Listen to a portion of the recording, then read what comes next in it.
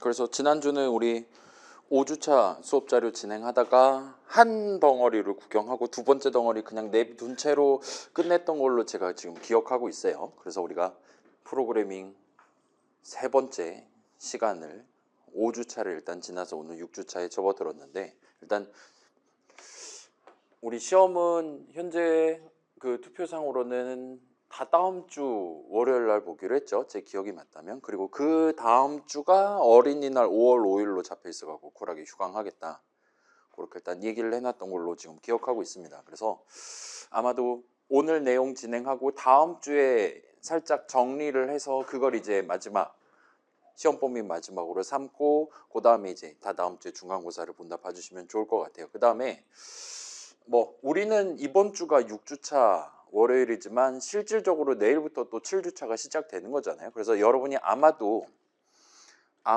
다음 주 월요일 시험을 보는 수업도 있을 것이고, 어떤 교수님들은 그다음에 다음 주 중에 아마 대부분 시험이 몰려 있을 것 같아 보이니까, 우리 뭐 늘 그래왔듯 쿨하게 다음 주는 일단은 시험 범위 들어가긴 하지만 전부 다 출석한 걸로 간주를 하도록 할게요. 그래서 뭐 본인이 예를 들면 뭐 다른 과목, 예를 들면 미적 재수강 할 수도 있는 거잖아요. 그런 친구들이 혹시나 좀 마음이 좀 급하다 하면 우리는 어차피 영상으로 남겨둘 예정이니까 다음 주 내용 포함해서, 그래서 우리 거는 다음 주 주말에, 이번 주말 말고 다음 주 주말에 신경 써서 본다 생각하고, 일단 다른 과목들 시험 공부 먼저 하실 수 있게 그렇게 좀 유연하게 출석을 한번 가져가 보도록 하겠습니다.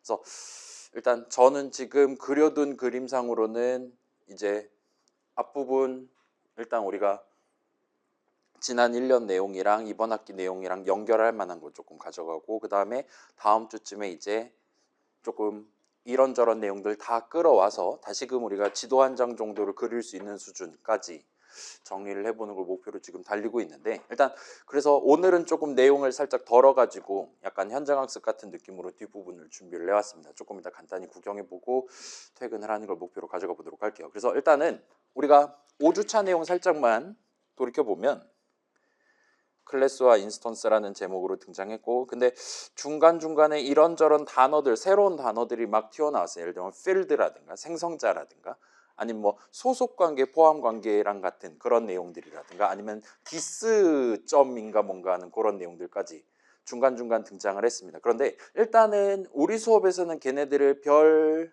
느낌 없이 슬라이드만 한두 개 정도만 투자를 해서 우리가 접근을 했는데, 일단 제 의도상으로는 여러분이 이 앞부분 내용, 예를 들면 우리 그 오브젝트의 권리와 관련한 얘기를 했었잖아요. 그래서 뭐 형식 정체성을 유지할 권리라든가, 그 다음에 오브젝트, 그래서 결국은 값이랑 그 값이 담겨있는 칸을 하나의 세트로 다룬다와 같은 얘기들을 여러분이 머리에 담아둔 채로, 그런 내용을 이전 영상들 구경해 둔 채로 5주차 내용을 다시 한번 구경을 한다라면 조금 더 수월하게 납득을 할 수 있지 않을까라고 기대를 하면서 일단 빠르게 그렇게 이런저런 내용들을 챙겨왔다라 봐주시면 좋을 것 같습니다. 그래서 클래스 역시나 데이터와 코드를 하나의 세트로 다룬다, 그런 느낌으로 우리가 지지난주에 살짝 체크를 해두고 지난주에 이제 그거에 관련한 예시를 조금 들으면서 이런저런 단어들을 추가했다 봐주시면 좋을 것 같아요. 그래서 우리가 당시에 데이터랑 그것들을 다루기 위한 코드 덩어리를 하나의 세트로 하나의 클래스 정의 안에 몰아서 적는다 같은 느낌으로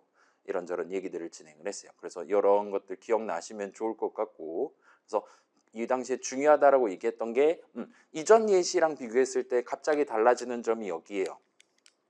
자, 기본적으로 우리가 인스턴스, 그러니까 오브젝트를 자바 동네에서 인스턴스라고 한다 그랬으니까 그 인스턴스 덩어리들 확대해서 보면 그 안에는 이것저것 필드들에 대한 자리들이 포함되어 있기는 한데, 거기에는 예를 들면 뭐 생성자 그 코드 덩어리라든가 등등이 각각의 인스턴스에 전부 다 포함되어 있는 건 아니다 정도로 우리가 얘기를 했었습니다. 일단 확실한 거는 컴퓨터는 모든 걸 숫자로 다루는 친구고, 그 컴퓨터가 다루는 숫자들은 기본적으로 메모리 위에 무조건 올라가 있어야 돼요. 여기에는 그 어떤 예외도 존재하지 않습니다. 인트 값 3뿐만 아니라 뭐 함수 인사 내용물이라든가, 우리 파이썬 수업 내용 기억날 수도 있겠죠. 저도 지금 그 기억나고 있긴 한데 아무튼 간에 그거는 C도 마찬가지고 자바도 마찬가지예요. C에서도 앰퍼샌드 메인 하면 그 메인 함수 정의 내용물로 적어놨었던 그 코드 덩어리, 우리는 그걸 디스어셈블리로 구경까지 해봤잖아요. 아무튼 그 명령어 숫자들이 메모리 위에 몇 번째 있나, 확인할 수 있었어요. 그리고 당연스럽게도 그런 명령어들도 전부 다 메모리 위에 올라가 있다 봐주시면 좋을 것 같습니다. 그런데 걔네들이 어디에 있냐? 우리가 지금 메서드 정의를 분명히 어떤 클래스 정의 중괄호 안에 적어놨단 말이에요. 생성자 정의 포함해서요. 근데 그런 메서드 정의 내용물 덩어리는 절대로 인스턴스에 각각 담겨 있지는 않습니다. 완전히 별개의 위치에 있다 봐주시면 좋을 것 같아요.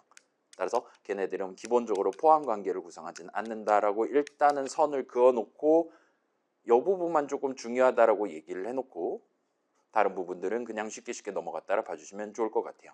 그래서 이런 것들 가져갔었고 그 다음에 조금 쉬었다가를 일주일을 쉬고 지금 두 번째 예시를 구경한다 봐주시면 좋을 것 같습니다. 그래서 살짝 열어봅시다. 얘는 간단하게 한번 겪어보고 가도록 할게요. 그래서 지금 안 볼 프로젝트들은 닫아주시고 5주차 2번 예시 열어보시면 파일이 2개 있는 걸 목격하실 수가 있을 겁니다. 이번에는 반대되는 느낌으로 우리가 접근을 해보려고 하고 있어요. 클래스 정의를 역시나 적기는 할 겁니다. RNG, 보통 랜덤 넘버 제너레이터를 줄여서 RNG라고 불러요. 요 RNG라는 이름의 클래스에 대한 클래스 정의를 도입을 할 건데 이 친구를 우리가 적는 목표 RNG.java를 우리가 굳이 추가하는 이유는 거기다가 점을 찍고 우리가 원하는 범위 내에 균등 분포를 따르는 임의의 인트 형식 값 등등을 리턴하는 그런 서비스를 구축을 하기 위해서예요. 근데 우리 파이썬 동네 같은 경우는 임포트 랜덤하고 엔터 친 다음에 항상 그 랜덤 모듈 하나만 써가지고 우리가 진행을 했잖아요. 사실은 지금 와서 고백을 한다라면 그때 우리가 임포트 랜덤 했을 때 이름 사전에 랜덤 자리에 담기는 거는 모듈이 아니었습니다. 그럼 뭐냐라 질문을 할 수 있을 것 같은데 그게 지금 우리 자바 수업에서 다루는 이런 인스턴스 덩어리 하나였다라고 생각을 해주시면 좋을 것 같아요. 요거는 우리 다 만든 다음에 다시 한번 보여드릴게요. 아무튼 간에 요걸 만들기 위해서 자바 동네에도 당연히 그렇게 임의의 숫자를 뽑기 위한 스캐너랑 비슷한 느낌으로 java.util 안에 이것저것 내용들이 들어있는 상태예요. 여러 개가 달려있는데 그 친구들 중에 가장 간단한 형태 우리가 지금 당장 써먹을 수 있을 만한 거 친구를 들고 와서 그 친구를 본격적으로 활용해 가면서 사용자가 land라는 이름의 함수를 호출할 때마다 그 사람이 원하는 범위 내에 임의의 숫자 하나를 뽑아서 리턴해 주는 느낌 서비스를 한번 구성을 해보려고 합니다. 그래서 일단 int 값을 리턴하는 기능을 먼저 완성하고 그걸 복붙해 가지고 더블 값을 리턴하는 기능을 살짝 추가를 해보도록 할게요. 아마 여러분 이번에는 파이썬 수업 작년 1학기 때랑 다르게 조금 더 그럴싸한 게임을 만들어 보고 싶을 테니까 후반부에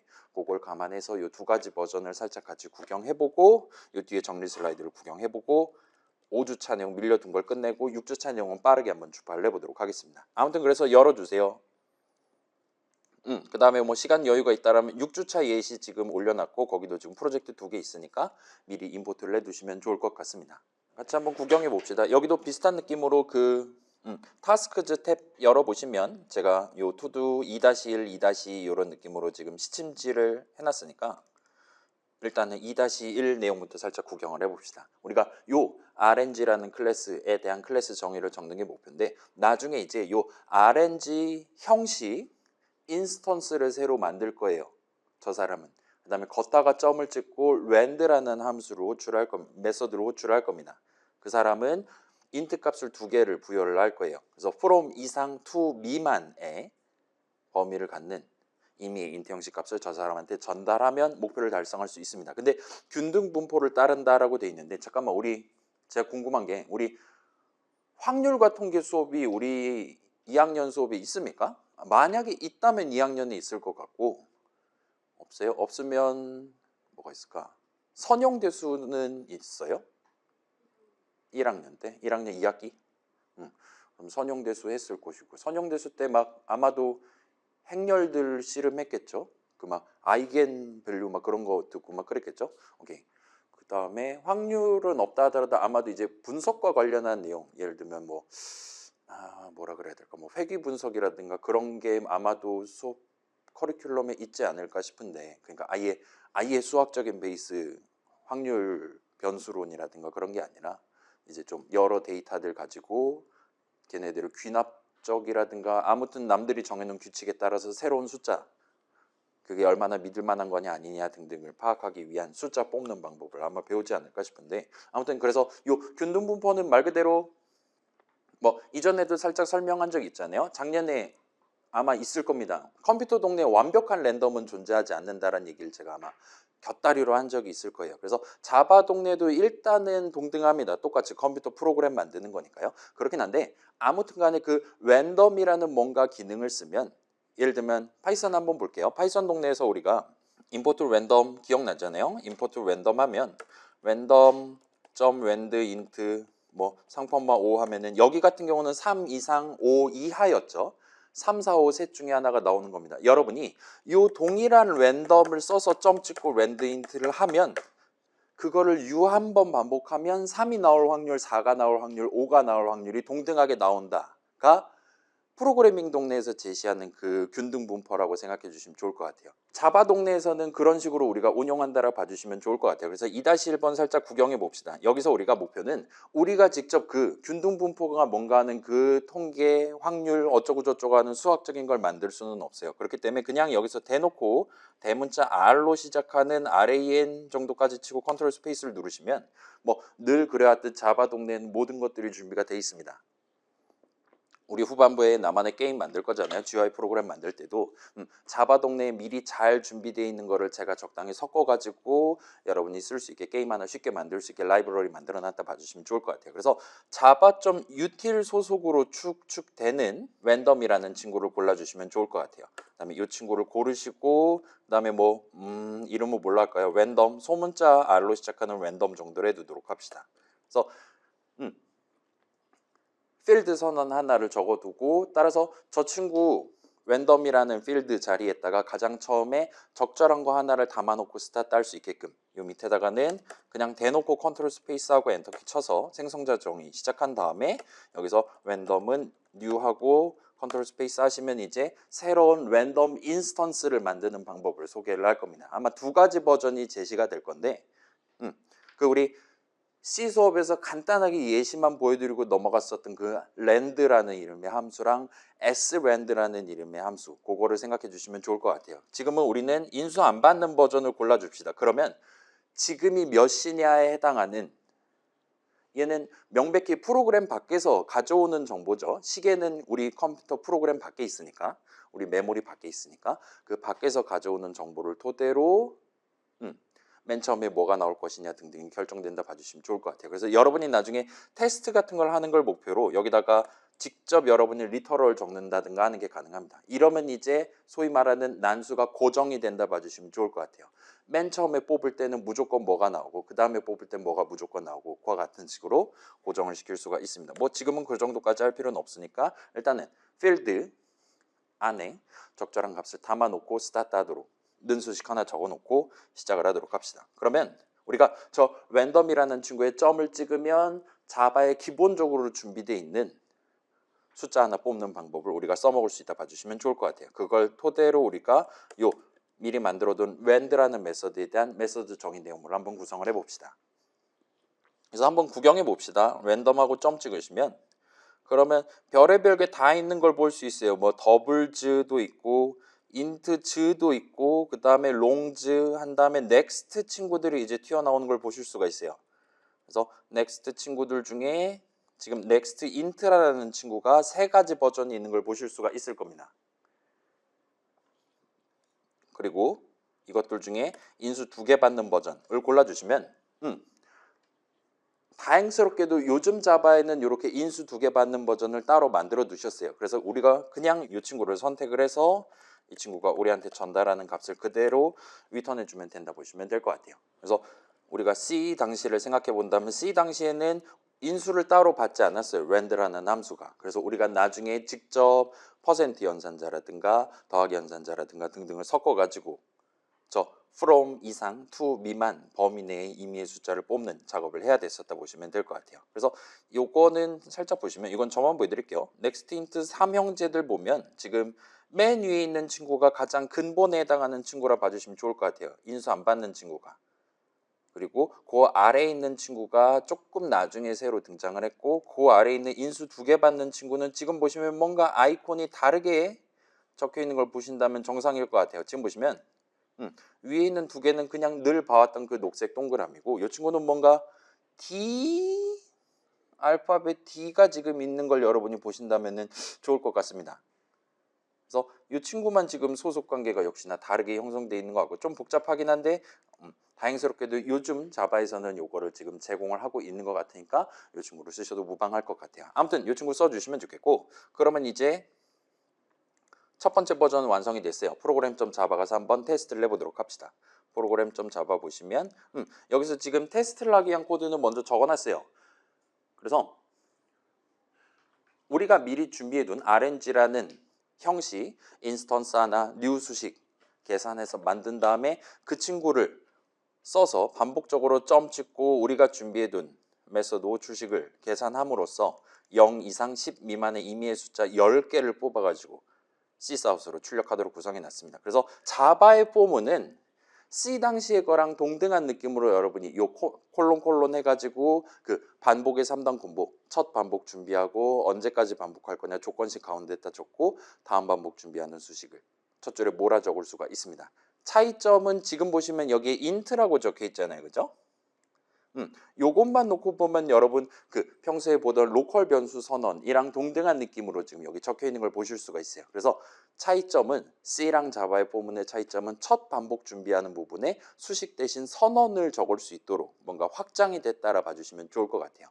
그래서 사실은 요거는 21세기 C나 C++에서도 동등하게 지원하는 기능이긴 한데 아무튼 그렇다 보시면 좋을 것 같습니다. 그래서 카운트라는 이름 지금 바로 도입해서 0 담아놓고 스타트하는 거예요. 이 친구는 지금 선언이 요 메인 중괄호 안에 메인 메서드 정의 중괄호 안에 적어놨으니까 로컬 변수 이름이 되는 것이고 아무튼간에 내용물을 10번 반복 실행해 줄 겁니다. 그래서 실행하시면 매번 여러분이 4033827 저 같은 경우는 이렇게 나왔고 그다음에 다시 실행하면 또 다른 숫자가 나오는 걸 목격하실 수 있을 거예요. 그 다음에 여러분이 이제 내 게임에서 주사위 열심히 굴려갖고 돌리는 게임인데 뭔가 어쩔 때는 오류가 나고 어쩔 때는 오류가 안 난다.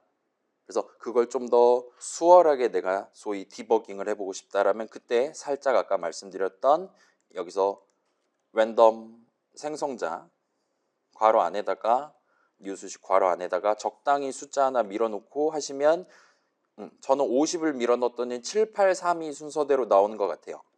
얘가 항상 7, 8, 3, 2 순서 동등한 순서로 나오는 걸 목격을 하실 수가 있을 겁니다. 그래서 저기다 인수를 우리가 지정을 안 하면 몇 시냐에 해당하는 숫자 하나를 그때그때 예를 들면 1초마다 달라지는 느낌의 숫자 하나를 써서 내부적으로 뽑아가지고 우리가 정한 숫자 대신 지들이 알아서 맨 처음에 초기화를 해준다 보시면 좋을 것 같아요. 아무튼 그런 느낌으로 쓰시면 좋을 것 같고 일단 여기까지 하면은 뭐 엄청 간단하게 첫 번째 버전 완성했다라고 말할 수가 있을 겁니다. 그러면 이제 두 번째로 우리가 요 RNG라는 친구 마치 지금 랜덤이라는 친구랑 동등한 느낌으로 동일한 느낌의 서비스를 제공을 할 건데 이번에는 더블 형식 값을 역시나 얼마 이상, 얼마 미만 범위 내에 임의의 더블 형식 값을 리턴해 주는 느낌의 메서드 정의를 한번 추가를 해보도록 할게요. 그래서 투두 2-2번입니다. 뭐 위에 거 일단 복부터 해서 스타트 할 수 있겠죠. 귀찮으니까요. 복부터 하시고 다만 얘는 int 대신 더블을 해서 int 대신 더블을 더블 해갖고 진행하시면 될 것 같아요. 그래서 next int 대신에 이제 뭔가 다른 걸 적어야 되는 순간이 온 것 같아 보입니다. 점 찍으시면 이제 next 더블 해가지고 이 친구들 일단은 준비가 되어 있는 걸 볼 수 있어요. 그래서 얘 같은 경우는 지금 최근에 두 가지가 따로 추가가 된 것 같아요. D가 붙어 있는 걸 봐서는 아까 전에는 next int는 두 가지 버전이 있었고 하나가 추가가 됐다라면 여기는 지금 이 친구까지 원래 없었던 거고 추가가 된 것 같아 보입니다. 그래서 요즘 자바가 드디어 정신을 차렸는지 이런 느낌으로 적어주시면 돼요. 그래서 예전까지는 얼마 전까지는 저 D라는 버전이 없었어요. 그냥 next 더블 한 가지 버전밖에 없었습니다. 그다음에 이 친구 같은 경우는 마우스 갖다 대보시면 이런 느낌으로 얘는 자 이거는 나름 전통이라고 말할 수 있을 것 같아요. 0.0 이상 1.0 미만의 임의의 더블 형식 값을 우리한테 던져주는 친구라고 봐주시면 좋을 것 같아요. 그 다음에 얘는 균등 분포입니다. 그래서 0.0이 나올 확률과 0.9999가 나올 확률이 동등하다라 봐주시면 좋을 것 같아요. 아무튼 그런 느낌으로 돼 있다라면 자 이거는 저만 해볼게요. 만약에 그런 버전을 쓴다라면 여러분이 얼마든지 그러면 우리는 지금 from 이상 to 미만이잖아요. 그죠? 따라서 그 범위는 끝점이랑 시작점을 뺄셈을 하면 요 랜덤 값의 범위로 우리가 잴 수가 있겠죠. 그거를 우리가 곱할 수가 있을 겁니다. to 마이너스 from 해가지고. 그 다음에 그러면 이제 0 이상 그 범위 미만이 될 거예요. 거기다가 이제 마지막에 from을 더하는 식으로 하시면 우리가 저 나중에 만들어 놓은 버전과 동등한 느낌으로 지금 서비스를 구성했다라고 얼마든지 말할 수 있을 거예요. 자, 그래서 next int 같은 경우는 이 친구는 인수 안 받는 버전이 어떻게 생겼냐 보여드릴게요. 이 친구는 인수 안 받는 버전이 예를 들면 뭐 0 이상 1 미만하면 int 형식 같은 경우는 0 하나밖에 못 나오는 거잖아요. 그죠? 그래서 이 친구는 무려 2의 32승까지 경우의 수가 지금 나온다라고 합니다. 그리고 그게 대충 그럴싸하대요. 균등하다라고 우리한테 지금 이 얘기를 하는 걸 볼 수 있어요. 그래서 이 친구는 여러분이 쓴다라면 아마도 이런 식으로 나머지 연산을 써서 구성을 했다라 봐주시면 좋을 것 같아요. 그래서 쟤는 의미 관점에서는 0 이상 무한대 미만 같은 느낌으로 생각해서 그래서 그 뭔가 커다란 인트 형식 값을 퍼센트로 해가지고 도막도막으로 나누는 셈이 되겠죠. 그러면 예를 들어 퍼센트 3하면 012, 012, 012 같은 식으로 나오게 될 테니까 그런 식으로 구간을 나눠주시고 그 나머지에다가 이제 시작점에 해당하는 숫자를 더하는 식으로 구성했다 봐주시면 좋을 것 같습니다. 그래서 우리가 C 수업에서 저 더블 형식이라든가 등등을 확대를 해서 보여드릴 수 있었다면 참 좋았을 텐데 제가 언젠가 기회가 된다라면 조금 더 자잘한 얘기들을 중간중간 흥이 있을 때 영상을 찍어서 쇼츠로 올려드리도록 하겠습니다. 아무튼 이 두 가지는 조금 전통적인 표현이고 그래서 맨날 치는 거니까 요즘 자바는 그거를 약간 원래 랜덤 기능에 확장을 해가지고 D를 붙여가지고 여러분들한테 추가로 지금 제공하고 있다 정도로 받아들여 주시면 좋을 것 같습니다. 왜 자바가 그런 선택을 했는지는 뭐 우리는 지금은 알 바 아닐 것 같아요. 아무튼 이렇게 하면은 자 봐봐요. 여기서 지금 우리가 주목할 만한 게 일단은 지금 rng.java 저장해 보셔도 오류는 나지 않는 걸 볼 수 있어요. 근데 우리가 지금 주목할 만한 거는 요 rand라는 이름의 메소드가 지금 이제 두 덩어리가 생긴 겁니다. 동일한 이름의 메소드에 대한 메소드 정의가 두 개가 생겼어요. 그 다음에 프로그램.java도 현재 오류가 안 나요. 그죠? 그리고 여기서는 지금 메소드 이름 land를 써서 0 이상 10 미만의 임의의 숫자 하나 던져줘 하고 메소드 호출식을 적어놨습니다.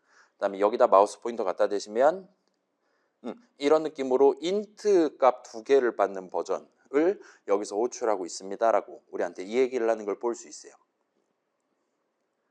그리고 여러분이 나는 이제 0 이상 10 미만의 int 형식 값이 아니라 0 이상 10 미만의 더블 형식 값을 나한테 줬으면 좋겠다라고 생각이 든다라면 이제 여기 수식을 이런 느낌으로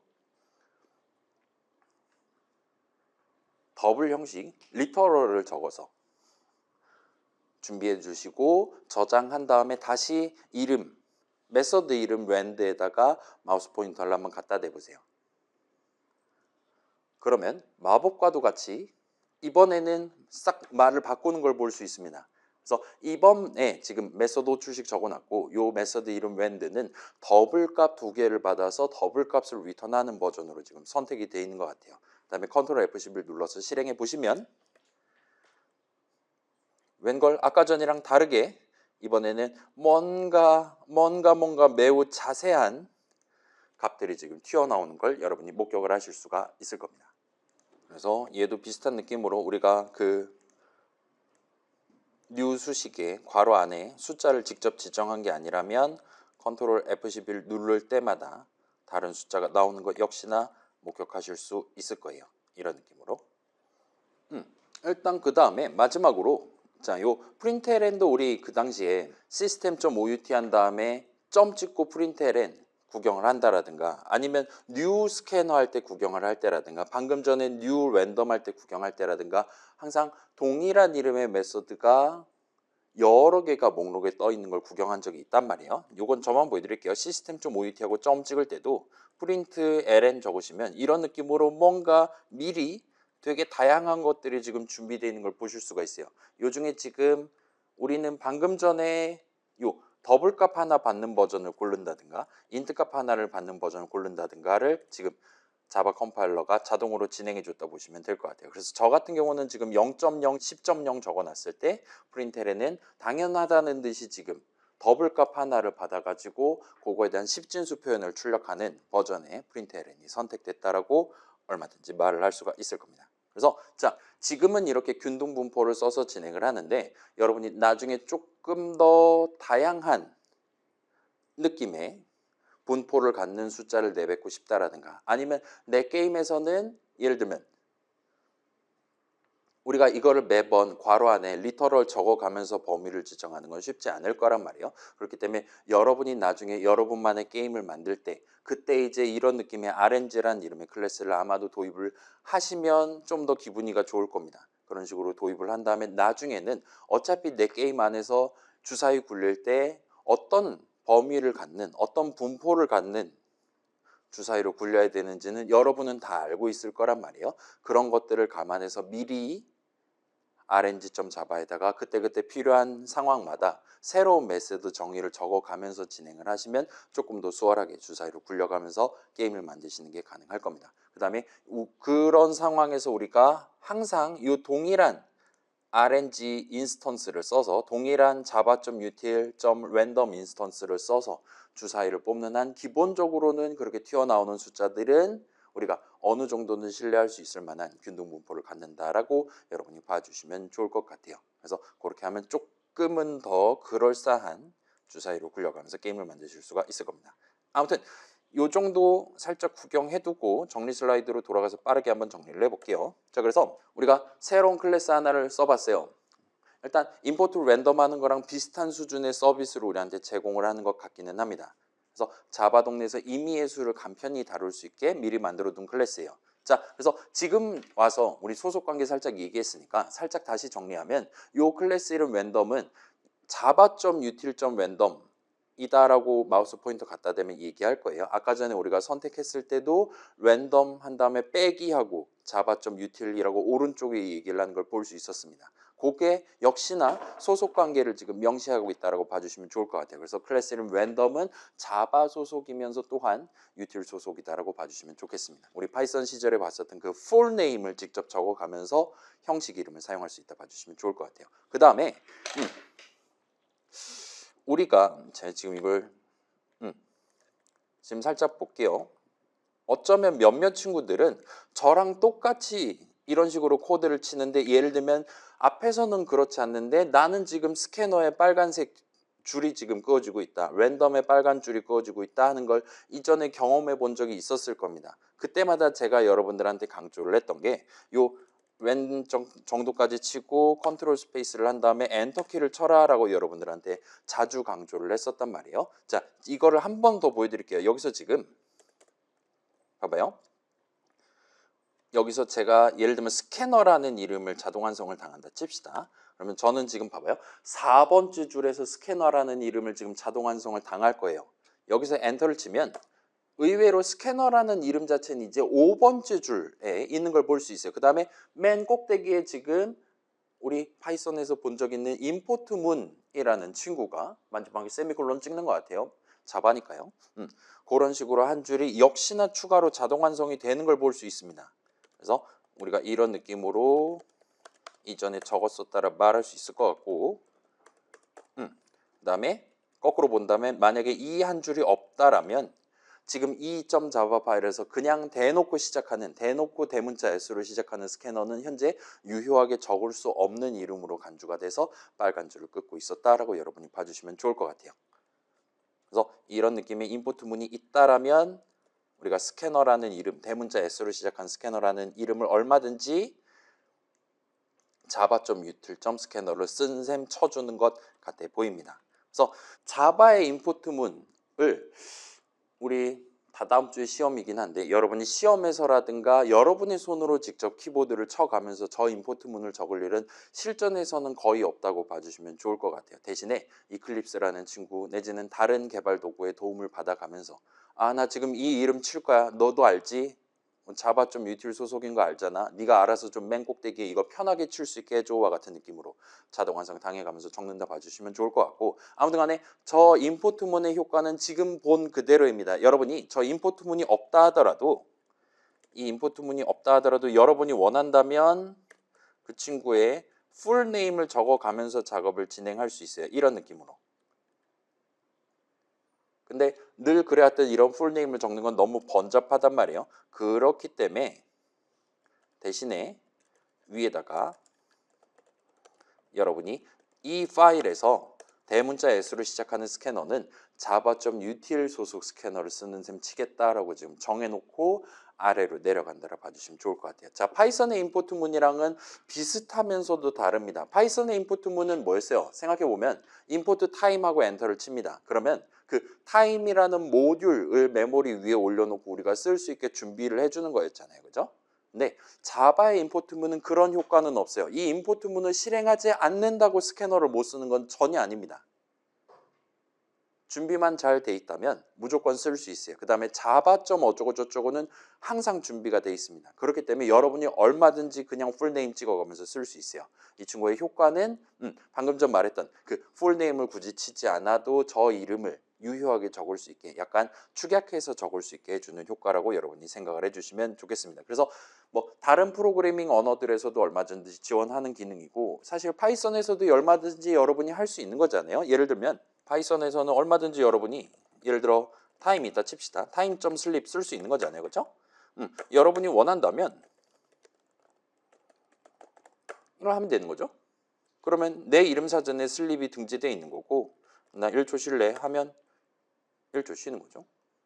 그렇기 때문에 파이썬 동네에서는 오히려 저런 게 굳이 필요가 없어요. 이름을 축약해서 적을 수 있게 해준다. 그냥 내가 내 이름 사전에 새로운 이름 등재해버리면 모든 게 땡입니다.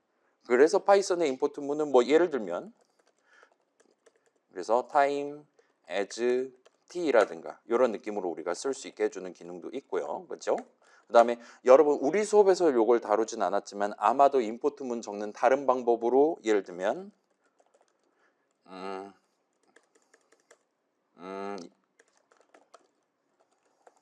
이렇게 적나요? 이런 느낌으로 적는 걸 아마도 그 뭐냐 여러분 2학기 때 파이썬 수업 예시 코드 보니까 이런 식으로 해놓았던 것 같은데 타임 모듈을 일단 임포트 해둔 다음에 거기는 슬립이란 친구를 끌어와서 내 이름 사전에 등재하겠다 그런 느낌의 임포트문 적는 방법이 있었던 걸로 기억합니다. 그죠? 그래서 그러면 타임 모듈 자체는 메모리 위에 존재하기는 해요. 그래서 그 친구를 모듈을 준비하기는 합니다. 근데 내 이름 사전에 타임 모듈 자체를 등재를 하는 것보다는 그냥 나는 거기 있는 기능들 중에 딱 하나만 쓸 거다. 슬립이라는 것만 쓸 거다. 하면 이런 느낌으로 여러분 적을 수도 있다 봐주시면 좋을 것 같습니다. 그래서 우리는 1학년 1학기 시점이었으니까 그러려니 해주시면 좋을 것 같고 아무튼 간에 자바에서는 저런 느낌으로 임포트문을 적는다. 왜냐하면 자바 동네에서는 이름 사전을 다루는 그런 개념이 아니라 마치 C에서처럼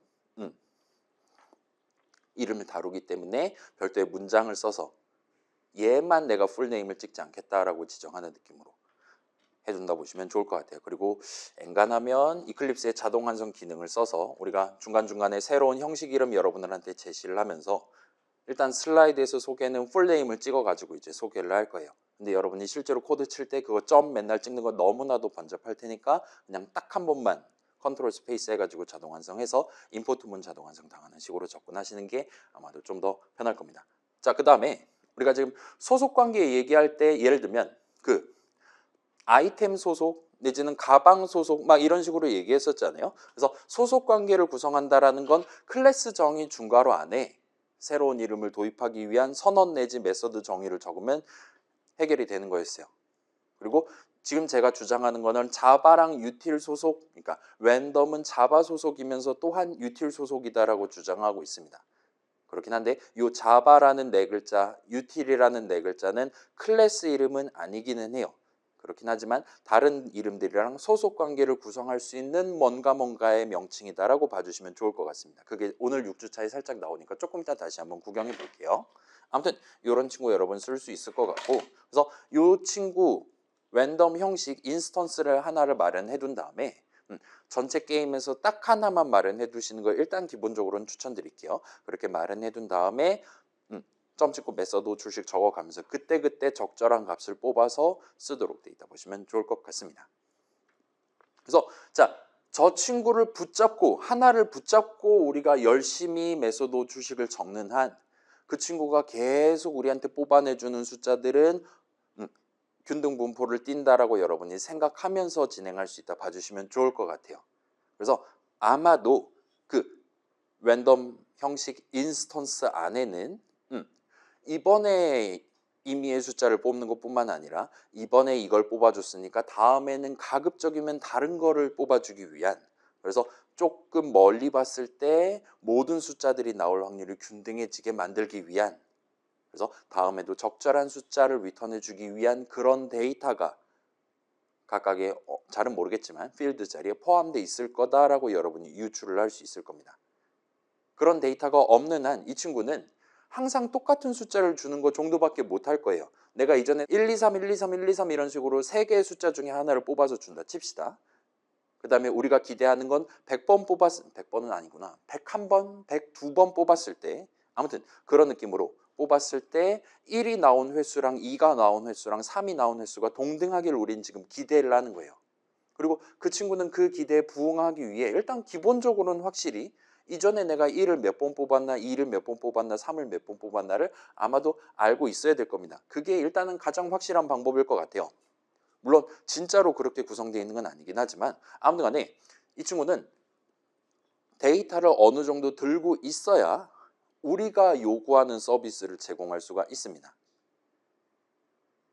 그리고 실제로 그런 데이터가 들어있다 봐주시면 좋을 것 같아요. 그렇기 때문에 동일한 데이터를 써서 동일한 랜덤 인스턴스를 써서 우리가 메소드 주식을 계속 적어야지 우리가 원하는 진짜 랜덤에 준하는 효과를 누린다 봐주시면 좋을 것 같아요. 물론 지금 얘기는 잘 귀에 안 들어오잖아요. 우리는 별로 그런 거 신경 쓰지 않은 채 그냥 메소드 이름이랑 툴팁 설명만 보면서 목표를 달성하기 위한 메소드 주식을 적어가면서 적절한 코드를 지금 실행시켜야 된다라는 목표만 가지고 메소드 주식을 적어서 적절한 값을 그때그때 뽑아낼 수 있었다 봐주시면 좋을 것 같습니다.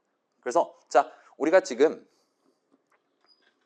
java.util.random 같은 경우는 점 찍었을 때 next int도 있고 next double도 있고 막 next flow 별의별 이름들이 다 있는 걸 볼 수 있었어요. 걔는 굳이 그러지 않았는데 우리는 새로운 클래스 정의를 적는 우리는 얼마든지 R&D 소속 rand라는 메소드에 대한 메소드 정의를 두 가지 버전으로 마련을 해두는 게 가능했었습니다. 그래서 그런 거를 요 프로그래밍 동네 내지는 OOP 동네에서는 오버로드라고 불러요. 오버로드 무슨 뜻입니까? 로드는 싣다라는 뜻이잖아요. 그죠? 뭐 트럭에다 짐 싣고 막 그런 걸 로드라고 하잖아요. 그래서 과적이라는 뜻입니다. 동일한 이름의 코드 덩어리를 여러 버전을 준비를 해두는 거를 프로그래밍 동네에서 오버로드라고 불러요. 그리고 일단 오버로드 한 거 자체는 문제가 발생하지 않았습니다. 그리고 우리가 그 랜드라는 이름에 대한 메소드 호출식을 적을 때도 전혀 오류가 발생하지 않았어요. 이름은 완전히 똑같지만 우리는 필요에 따라서 나 지금 인트 형식 값이 나왔으면 좋겠어, 더블 형식 값이 나왔으면 좋겠어 할 때마다 두 버전 중에 지금 당장 필요한 거를 능동적으로 선택해 가면서 코드를 적을 수 있었다 봐주시면 좋을 것 같아요. 그래서 구체적으로 말한다면 그 랜드라는 메서드에 대한 메서드 호출식 괄호 안에 어떤 형식 수식 내지는 수식들을 적어두냐에 따라 우리 이클립스 뒤에 숨어있는 자바 컴파일러 친구가 적절한 버전 하나를 선택해주고 있다라고 봐주시면 좋을 것 같습니다. 자, 요거는 살짝 보여드릴게요. 예를 들면 지금은 우리가 0.01, 0.0, 10.0 하면 더블 버전 골라주고 그 다음에 0,10 하면 인트 버전 골라준다는 거예요. 그런데 여러분이 뭐 예를 들면 뭐 큰 따옴표 0, 큰 따옴표 10 이런 식으로 스트링 값을 밀어놓으면 이때는 이 친구가 적절한 버전이 현재 존재하지 않아서 이 메소드 출시 컴파일 못 시켜드리겠는데요. 제가 지금 딱 한 가지 버전을 골라드리는데 실패했는데요와 같이 즉시 빨간 줄을 끊는다 봐주시면 좋을 것 같아요. 만약에 스트링 값 2개 받는 버전의 랜드 메서드 정의가 있었다면 지금 같은 경우는 그게 선택이 됐다 보시면 좋을 것 같습니다. 그래서 여기는 조금 복잡한 규칙이 들어있고 심지어 자바의 규칙이랑 우리 지금 금요일 반에서 하고 있는 C++의 규칙이랑도 서로 달라요. 이거는 동네마다 다르긴 합니다. 오버로드라는 기능이 다 탑재가 돼 있는데 뭐 여러분 나중에 R이라는 걸 프로그래밍 언어를 쓸 수도 있고 아니면 제가 좋아하는 C샵이라는 프로그래밍 언어를 쓸 수도 있고 한데 오버로드 기능을 제공을 하지만 구체적인 여기도 지금 디덕션이 발생하는 거란 말이에요. 컴파일러의 디덕션이 어떤 규칙으로 수행되냐가 동네마다 다르다 보시면 좋을 것 같아요. 자, 퀴즈 하나 내볼까요? 자, 우리가 지금 int 형식 수식을 적으면 int 버전 골라주는 거예요. 더블 적어두면 더블 버전을 골라주는 겁니다. 근데 우리가 여기서 반반 치킨 같은 식으로 적었다 칩시다. from 자리에는 int 값 0을 담고 to 자리에는 더블 값 10.0을 담겠다라고 우리가 적었다 칩시다. 과연 우리의 자바 컴파일러는 요 랜드 호출식을 두 버전, int 버전, 더블 버전 중에 어떤 거를 고른 셈 칠 거냐를 여러분이 한번 생각을 해보세요. 뭐 정답은 마우스 포인터 갖다 대면 바로 나오겠죠. 자바 같은 경우는 이때 더블 버전을 골라줍니다. 왜냐? 더블 값을 갖고 int 값 만드는 건 소수점 밑에 걸 버리는 거예요. 덜 정확해지는 거다라고 생각을 하는 겁니다. 인트랑 더블이랑 더하면 더블이 이기잖아요. 그거는 C 동네도 마찬가지고 자바 동네도 마찬가지입니다. 그리고 자바 동네는 그런 법칙을 요 오버로드랑 관련한 디덕션에도 좀 유용하고 있다 보시면 좋을 것 같아요. 지금 하나는 인트고 하나는 더블이에요. 그 상황에서 더블 값에 대한 인트 값을 만들어서 인트 버전 호출하는 거랑 인트 값에 대한 더블 값 만들어서 더블 버전 호출하는 거랑 그 두 가지 중에 후자가 좀 더 나은 버전이다라 생각하고 더블 버전을 골라줬다 보시면 됩니다. 그래서 우리 지금 C의 다음이라고 할 만한 C++는 이런 상황에서 꺼지라고 얘기하면 둘 다 꺼지라고 얘기를 합니다. 제발 호출식 적을 때 형식 좀 맞춰갖고 해주세요. 제가 하나 고르는 거 힘들잖아요. 현기증 난단 말이에요. 이런 식으로 빨간 줄을 그어준다 보시면 좋을 것 같아요. 아무튼 우리는 지금 두 가지 버전이 있다라는 거 이클립스 쓰면 얼마든지 눈으로 구경을 할 수 있단 말이에요. 이런 식으로 우리가 만든 랜드 두 가지 버전도 당연히 목록에 골라줍니다. 여러분이 실제로 요 랜드 호출식 적을 때는 어차피 점 찍어가면서 적을 거잖아요.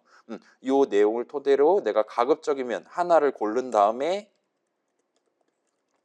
하나 고른 다음에 아마 툴팁이 나와주겠죠, 얘도. 그래서 안 나와? 어디 봅시다. 이런 식으로 나와주겠죠. 이런 식으로 내가 지금 더블 형식 수식 적어야 돼와 같은 것들을 머릿속에 생각하면서 가급적이면 리터럴 적는다 하더라도 그 형식에 맞춰서 적어주도록 노력을 하시면 그런 동네마다 다른 세부적인 규칙을 크게 연연하지 않고 아마도 여러 오버로드된 여러 버전들 중에 내가 원하는 하나가 정확히 선택될 수 있게끔 메소드 호출식 내지는 함수 호출식을 성공적으로 적으실 수 있을 겁니다.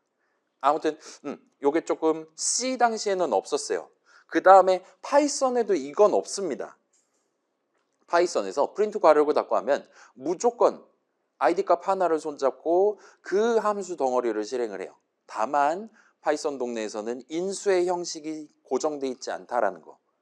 그냥 id 값 하나를 전달하는 거기 때문에 어떤 의미에서는 오버로드가 필요 없었다라고 생각을 해주시면 좋을 것 같아요. 그래서 어느 쪽이 더 나은지는 나중에 생각할 문제일 것 같고 아무튼 간에 우리는 이름이 똑같은 메서드 덩어리 2개를 준비해 두는 게 얼마든지 가능해요. 10개, 1000개, 프린트LN도 지금 아까 전에 보니까 8개가 넘는 앵가는 것들 다 만들어 놨잖아요. 그런 느낌이라 봐주시면 좋을 것 같습니다. 그렇다 하더라도 얼마든지 자바 컴파일러는 지금 메소드 호출식 괄호 안에 무슨 수식 정밀하게는 무슨 형식 수식이 적혀 있냐에 따라 적절한 하나를 그때그때 선택을 해주고 있다 봐주시면 좋을 것 같아요. 자, 그래서 자바 동네에서는 이처럼 인수의 숫자, 인수 몇 개 받는 버전을 지금 고른 거냐 내지는 그 각각의 인수 자리 수식의 형식이 뭐냐를 가지고 구분 가능한 한도 내에서 코드 덩어리를 여러 버전을 미리 준비해 둘 수 있다 보시면 좋을 것 같아요. 그래서 생성자 정의할 때도 여러분이 얼마든지 우리는 지금 인수 연계 받는 생성자 위주로 그때그때 만들어서 썼었잖아요. 스캐너 같은 것처럼 스캐너 우리 new 한 다음에 스캐너하고 괄호 열고 했을 때 꽤 많은 버전이 있었잖아요. 그런 것처럼 인스턴스 자체를 만드는 방법을 여러 개로 우리가 준비를 해두는 게 얼마든지 가능합니다. 그러면 여러분이 new 수식 적을 때 그 여러 개 중에 지금 당장 내가 원하는 거 하나를 골라가지고 괄호 안에 채워서 전체 new 수식을 구성하면 될 거예요. 메서드 종류도 비슷한 느낌이라 봐주시면 좋을 것 같아요. 프린트LN이 여러 버전 지금 존재하고 있습니다. 자, 반면 그 외의 경우에는 오버로드가 불가능한 상황도 얼마든지 있어요. 예를 들면 리턴 형식만 서로 다른 두 버전을 준비하는 것은 불가능합니다.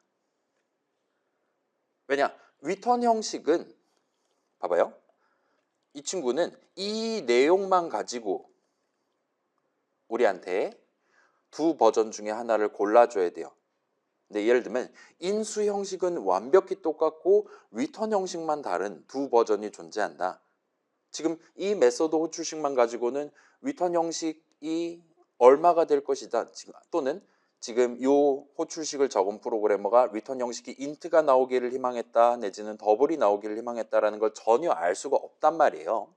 그렇기 때문에 리턴 형식만 다른 두 메서드 덩어리를 만드는 거는 자바 동네나 다른 동네나 기본적으로 전부 다 막혀 있다라고 봐주시면 좋을 것 같아요. 그래서 자, 요거는 저만 보여드릴게요. 아까 전에 요 미리 준비되어 있는 요 java.util 소속 랜덤 같은 경우는 아이고 랜드인트가 아니지. next int 세 가지 버전 마련돼 있고 next 더블 세 가지 버전 마련돼 있고 막 이렇단 말이에요. 우리가 생각하기에는 이거 그냥 next 괄호 열고 닫고로 퉁치면 되는 거 아니냐라고 생각을 할 수도 있습니다. 그게 인수를 여러 개 받는 버전만 살아있다라면 그럴 수 있어요. next 더블은 더블만 2개 받아요. next int는 int 값만 2개 받아요. 얘네들만 있다라면 얘네 둘은 공존이 가능해요. 동일한 이름을 쓴다 하더라도. 근데 원래 자바 동네 랜덤 친구는 인수 0개 받는 버전이 존재했었습니다. next int 괄호 열고 닫고 하면 무조건 int 값을 줘야 돼요. 그 다음에 next 더블 해갖고 하면 우리한테 무조건 더블 형식 값을 하나 줘야 돼요. 얘네 둘은 인수 형식으로는 현재 구분할 수가 없어요. 둘 다 인수 0개 받는 버전이니까요. 그렇기 때문에 얘네 둘은 우리가 그 랜덤 만드신 분들이 동일한 이름으로 마련을 해두는 게 불가능했다 보시면 됩니다. 그렇기 때문에 별 수 없이 이 두 친구는 서로 다른 이름의 메서드에 대한 메서드 종류로 따로따로 나눠서 구성을 해놨다 보시면 될 것 같아요. 그 다음에 얘네들에 맞춰서 next int 값 주는 애인데 인수 하나 받는 버전, int 값 주는 애인데 인수 2개 받는 버전을 오버로드 해놨다라고 여러분 생각해 주시면 적절할 것 같아요. 이거랑 동등한 어프로치가 지금 스캐너에 대해서도 돼 있다 보시면 될 것 같습니다. 우리 스캐너 할 때도 요 random.nextInt 할 때처럼 스캐너도 비슷한 느낌으로 우리가 써야 됐었잖아요. 스캐너 점 한 다음에 잠깐만 그리고 스태틱을 붙여놓고 다시 올게요. 스캐너 점 한 다음에 next 한 다음에 뭐 next byte, next double, next float 이런 식으로 되어 있어요. 얘네들 전부 다는 아니긴 하지만 거의 다 인수 연계받는 버전입니다. 따라서 얘네들은 기본적으로 동일한 이름으로 메서드 정의를 적어두면 안 되는 상황이었어요. 그렇기 때문에 지금 서로 다른 이름의 메서드로 각각을 구성을 해놨다 보시면 됩니다. 어떤 의미에서는 불편하죠. 그래서 여러분이 이걸 아무리 뭐 리졸트는 이런 느낌으로 적어놨다 하더라도 이것만 보고 그러니까 요 수식 주변의 다른 수식들 내지는 그 문맥을 보고 요 넥스트가 더블 값을 주는 애다와 같이 그렇게 디덕션을 해주진 않는다라 봐주시면 적절할 것 같아요. 일단 대부분 동네에서는 그러지 않도록 설계되어 있습니다. 디덕션은 기본적으로 안쪽에서 바깥으로 내지는 순방향 같은 느낌으로만 적용된다고 되어 있다고 봐주시면 좋을 것 같아요. 반면 이제 시스템점, 아웃점, println 같은 경우는 이 친구는 어차피 리턴 형식은 다 보이드예요. 출력 얼마나 했습니다. 그런 거 우리한테 굳이 마지막에 리턴 값을 던져주지 않습니다. println을 쓸 때는 우리는 항상 괄호 안에 내가 원하는 바로 그 형식, 그 값이 나오는 수식을 적을 거예요. 그리고 그 형식은 어쩔 때는 int 형식일 수도 있고 어쩔 때는 더블 형식일 수도 있지만 아무튼 하나를 집어넣을 겁니다. 그렇기 때문에 얘 같은 경우는 프린트LN 같은 경우는 우리한테 얼마든지 동일한 이름으로 여러 개를 오버로드 시켜갖고 준비를 해두는 게 가능했다고 봐주시면 될 것 같아요. 얘는 얼마든지 위턴 형식은 어차피 똑같아요. 그리고 호출한 사람은 그 신경도 안 쓸 겁니다. 오로지 괄호 안에 무슨 수식을 적을 거냐, 본인이 원하는 바로 그 값이 나오는 수식을 적을 거예요. 다만 지금 프린트LN 메서드 정의 적는 입장에서는, 그러니까 요 아웃이라는 걸 만드는 입장에서는, 그 인스턴스를 꾸미는 입장에서는 저 사람이 캐릭터 형식 값을 주면 나는 문자표 뒤져가지고 그 글자를 출력해야 되는 거예요. 저 사람이 인트 형식 값을 주면 나는 그거에 대한 십진수 표현을 출력을 해야 되는 거예요. 와 같이 그 인수 자리에 적은 수식이 뭐냐에 따라 그때그때 다른 서비스를 제공해야 됐던 거고, 그래서 저 사람이 조금 더 편하게, 우리가 만약에 여기서 저 사람이 원했다면 프린트 인트 괄호열고 닫고 하고 프린트 더블 괄호열고 닫고 해, 이런 식으로 저 사람은 만들어도 전혀 지장 없었던 거예요. 어차피 본인이 메서드 정의 하나하나 다 따로 적었어야 되는 상황인데 그 사람은 굳이 그러지 않았다라 봐주시면 되는 겁니다.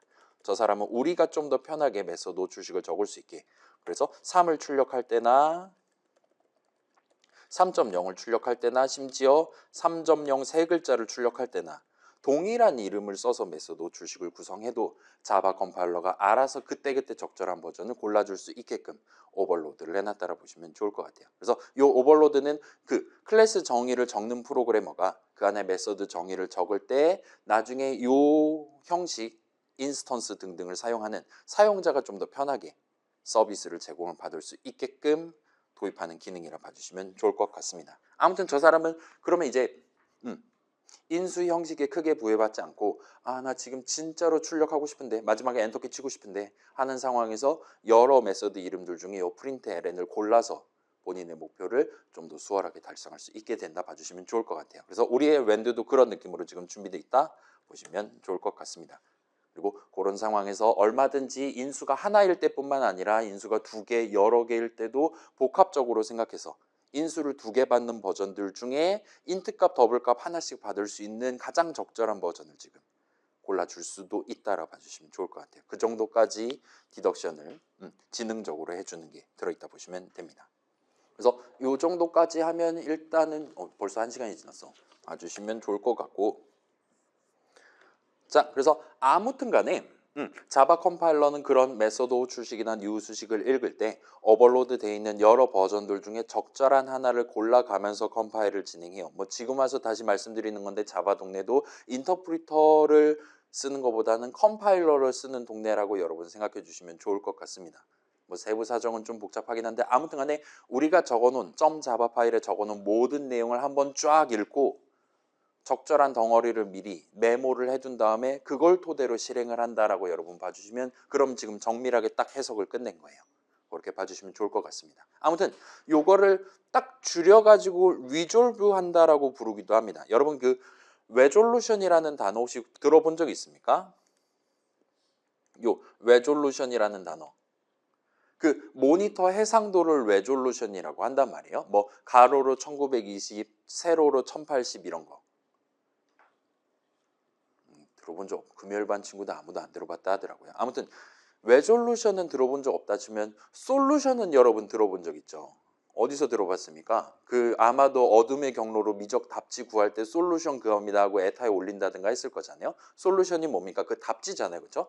어떤 거에 대한 해답이잖아요. 그렇죠? 그래서 솔루션은 그런 명사고 걔는 솔브의 명사형인 거죠. 솔브가 이제 문제를 풀다와 같은 느낌의 동사입니다. 그 다음에 거기다가 re를 붙여서 resolve라는 단어를 생각을 해낼 수가 있어요. 그래서 resolve는 말 그대로 다시 해석하는 거잖아요. 그렇죠? 뭔가 꼭꼭 막혀있는 막 자물쇠 같은 식으로 이렇게 딱 막혀있는 거에 대해서 그에 대한 풀어내기 위한 해법을 찾는 거를 resolve 한다라고 말할 수가 있어요. 그리고 그걸 명사화하면 resolution이 된다고 봐주시면 좋을 것 같습니다. 아무튼 그래서 그 여러 버전, 오버로드 돼 있는 버전들 중에 하나를 골라가는 그 디덕션 작업을 특별히 리졸브라고 부르기도 해요. 그리고 그 경우에는 그 컴파일러가 여러 버전들 중에 하나를 골라내는 전체 명칭을 오버로드 레졸루션이라고 보통 표현을 하는 편입니다. 여러분 막 구글 같은 데 검색하거나 GPT한테 물어볼 때 이 오버로드라는 단어랑 디덕션이랑 같이 붙이면은 이런저런 좀 더 근본적인 내용들이 튀어나올 거고, 그 다음에 오버로드 레졸루션이라고 해서 이렇게 검색을 때리시면 조금 더 인포멀한 느낌의 조금 더 실생활 문제 같은 느낌의 그런 기초적인 내용들이 아마도 튀어나오지 않을까 싶습니다.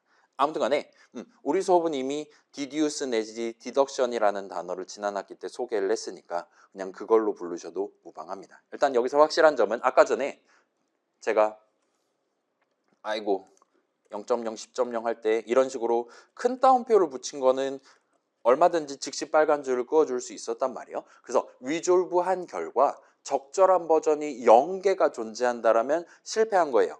그러면 안 되는 겁니다. 그 다음에 적절한 버전이 2개 이상 존재할 때도 문제가 있다라고 여러분 봐주시면 좋을 것 같아요. 그래서 항상 결과적으로 선택의 결과, 그러니까 여러 개들의 가능성을 비교해 본 결과 가장 확실하다, 가장 적절하다고 말할 수 있는 게 딱 하나만 존재해야지 컴파일이 성공적으로 끝납니다.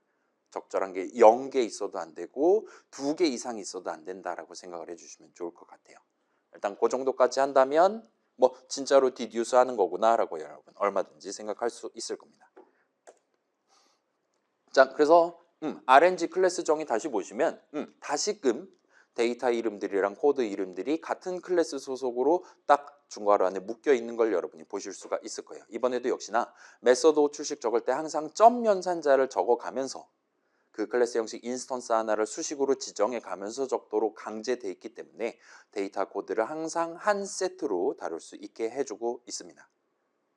그래서 특히나 C에 있는 일반적인 함수들과 달리 요 코드 덩어리 내용물, 그러니까 일정 범위 안에 균등 분포를 갖는 숫자 하나를 뽑기 위해 유효한 인스턴스를 항상 요구를 하는 거예요. 항상 왼쪽에 미리 잘 준비되어 있는 RNG 인스턴스를 하나를 붙들고 점을 찍고 메소드 출식을 적으라 이겁니다.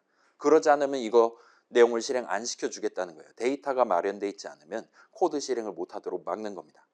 그래서 나중에 코드 적는 프로그래머 입장에서는 오류 안 나면 제대로 잘 동작한다라고 그냥 간단히 퉁치고 넘어갈 수도 있는 거예요. 코드 실행에 사용할 데이터를 별도로 신경 쓸 필요를 줄여가면서 작업을 할 수 있게 해준다 보시면 좋을 것 같아요. 그래서 요게 지금 지난주에 설명했던 데이터랑 그거를 쉽게 다루기 위한 코드를 한 세트로 다룬다 어프로치랑 코드 덩어리 서비스 제공이 우선인데 그 서비스를 제공할 때 중간중간 활용할 데이터를 한 세트로 뭉쳐서 들고 다닌다랑 비슷하더라 보시면 좋을 것 같아요. 마지막으로 정리를 해보면 자, 그래서 요게 준 마지막 슬라이드라고 봐주시면 좋을 것 같아요. 우리가 클래스 정의를 미리 적어둠으로써 한 세트로 다루기 위한 데이터 이름, 코드 이름들을 동일 클래스 소속으로 만드는 게 가능합니다. 소속 관계로 묶어두는 게 가능해요.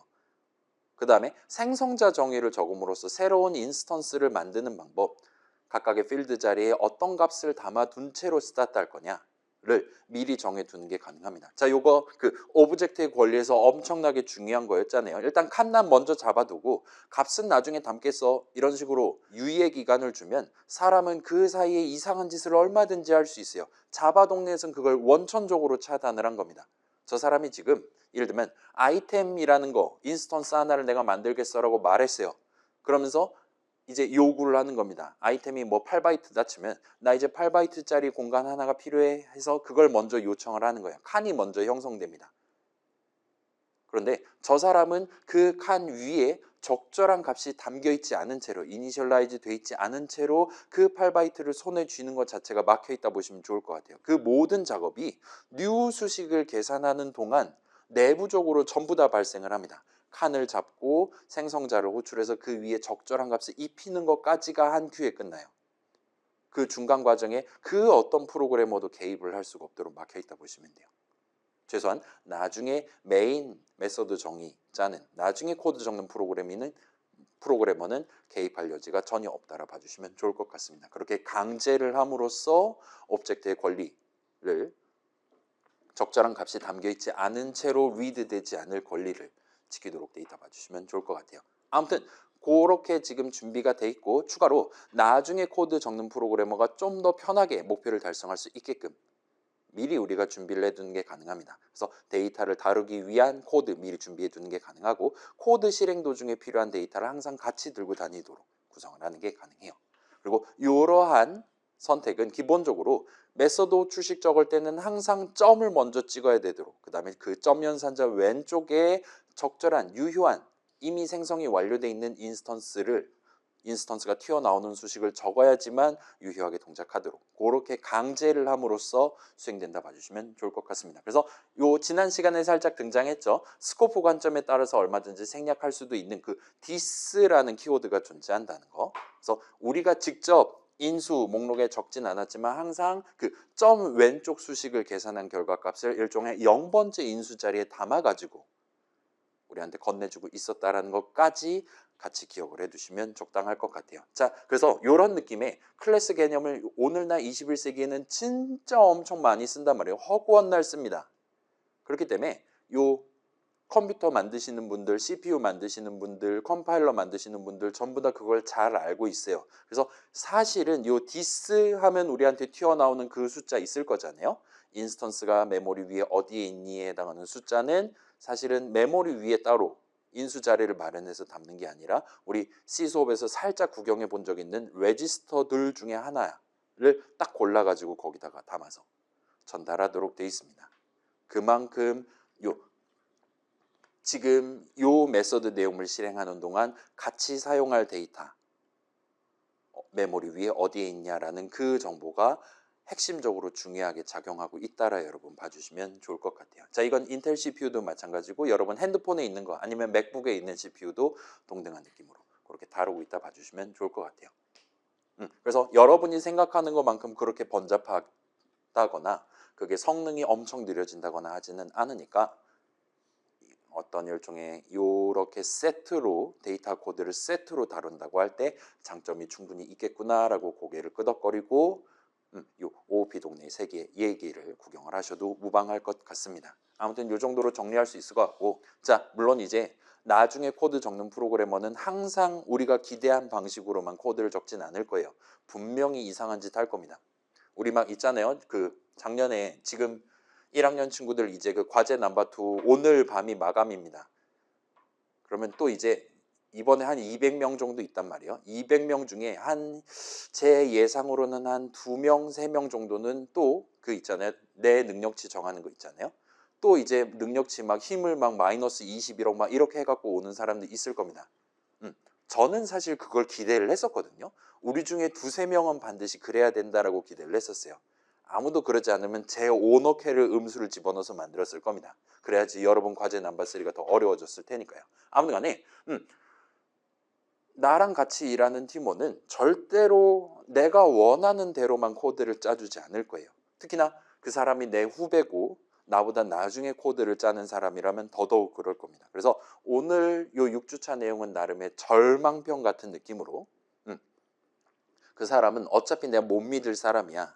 그래서 그 사람이 예를 들면 특정 이름 내지는 특정 수식을 적지 못하도록 내가 미리 막아둬야겠어. 저 사람이 이런 느낌의 수식을 적을 때 이클립스가 대신 빨간 줄을 그어주도록 세팅해놔야겠어와 같이 함정을 파는 방법 내지 막아두는 방법을 확인을 해보도록 하겠습니다. 그래서 오늘 살짝 등장한 이름 얘기, 소속관계 얘기를 조금 더 진행시키고 다음 주 총지편 정리 같은 느낌으로 이어서 전반부 내용을 마무리를 지을 수 있을 것 같아요. 그래서 이게 마지막 슬라이드고 벌써 40분이란 말이죠. 지금 쉬는 게 낫겠죠? 그 다음에 청초한 마음으로 6주차 내용을 살짝 구경해보고 다음 주로 넘겨보도록 합시다. 그래서 지금 쉽시다.